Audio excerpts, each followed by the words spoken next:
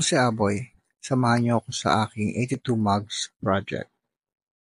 Mug number 12, Iloilo. May direct flight from Manila going to Iloilo City.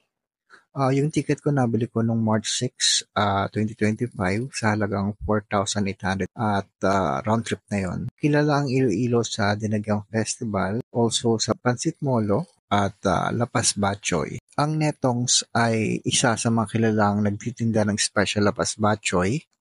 Madali silang puntahan. Punta lang kayo sa public market ng Lapas. At tapat ng Netong, meron ding isang kapihan naman which is the Madge Cafe. Kung pasyala naman, sa gabi pwede kayo magpunta sa Festive Walk. Bukod sa mga pailaw, meron silang mga kainan doon.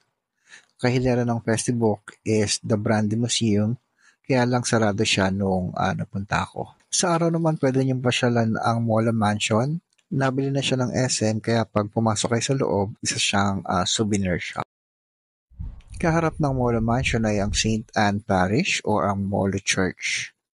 Kinikilala ito bilang feminist church dahil sa loob maraming imahe ng mga kababaihang santa. Sa Haro Iloilo naman ay ang Haro Cathedral o National Shrine of Our Lady of Candles.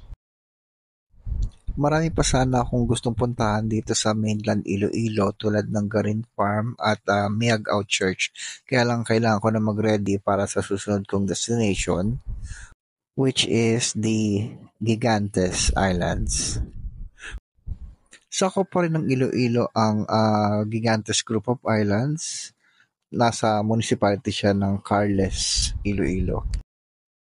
Sa kanila ako nag-book ng tour, 1,199 day tour. Meron din silang affiliate na van. Round trip is 700. Susunduin ka sa accommodation mo kung within Iloilo City. 4 a.m. ako sinundo sa hotel. Pero kung gusto mo ikaw na mismo pupunta sa port, you need to be there by 7:30. Tapos, yung tour is until around 4:30 p.m. So, yun na lang muna for my Iloilo Province adventure. Muli niyo ako samahan hanggang malibot natin ang 82 provinces ng Pilipinas at matapos ang ating 82 Mugs Project. Again, ako si Aboy ng Aboy Vlogs. Hanggang sa muli.